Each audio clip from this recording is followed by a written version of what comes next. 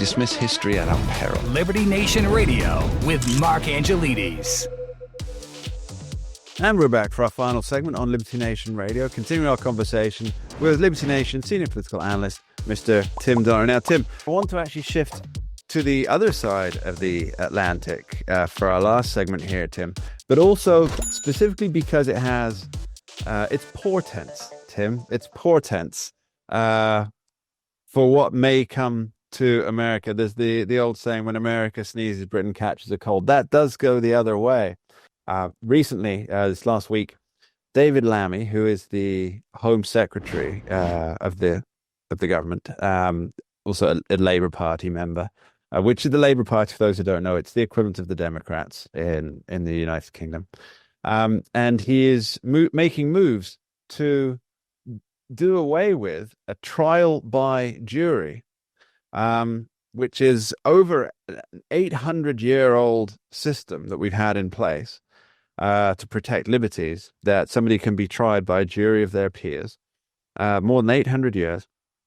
And he's determined that for almost all cases, unless the most serious, murder, rape, terrorism, things like that, we can do away with it and instead just have a single judge sit down and cast judgment.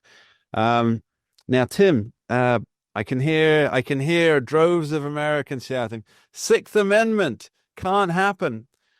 But it couldn't happen in the UK until it just did. Tim, what's your take on this? Well, what you do when you eliminate a jury is you set up a system of judicial imperialism where the judiciary reigns supreme and the ruling of a single man or woman who will inherently have their own beliefs, prejudices, preferences, and biases, because we all have biases. I think it's a terrible idea because if you can convince 12 people, or in a civil trial, it could be as few as 9, whatever, that you're not guilty, or on the other hand, that you are guilty.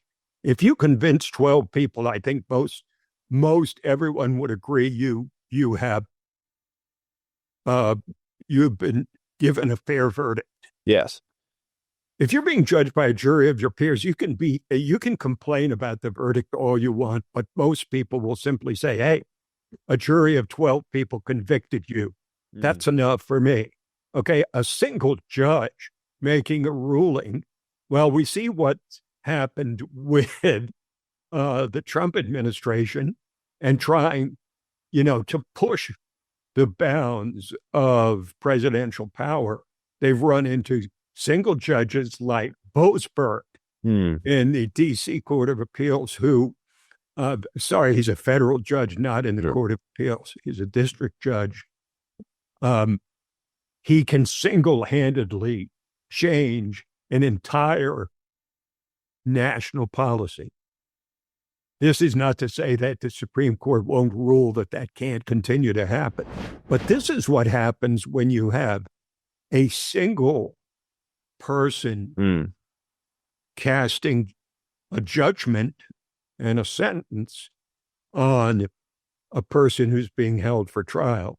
I think it's a dangerous idea, and I don't think that it would fly in the United States, generally speaking, because I think the left and the right would both look askance at such a system.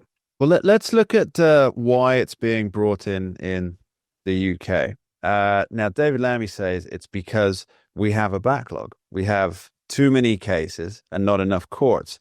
And that's a situation that's very resonant in the United States. But you have this situation. So they're saying that the best way to deal with this is not to bring on more judges, not to open more courts, but to switch to this version. And I'm reminded, Tim, of how the judiciary always remolds itself And I think a good example of that is in California with the 3-strike rule that came in. And that was designed to stop chronic recidivists being out on the streets after they've managed to commit not 1, not 2, but 3 felonies. But then they started the judiciary, not the legislature, not the president, but the judiciary started saying, well, and I think it was called the Romero rule. And that was, well, we won't count felonies that are in this particular field of crime, and we won't count felonies that are in that particular field of crime. So it got watered down, and then Yes. it basically became something that it wasn't. So now you can have somebody with 15 felonies out and about committing their particular brand of crime or a new brand of crime that they're branching out into. And the idea of a 3-strike rule, it's gone because the judiciary managed itself. Now, if the judiciary starts determining these things, they may get some pushback, like the Sixth Amendment. But if they start saying, well, justice denied is justice delayed, so we need to work on a backlog, because crimes are still happening, Tim, even if we're not classing them as crimes.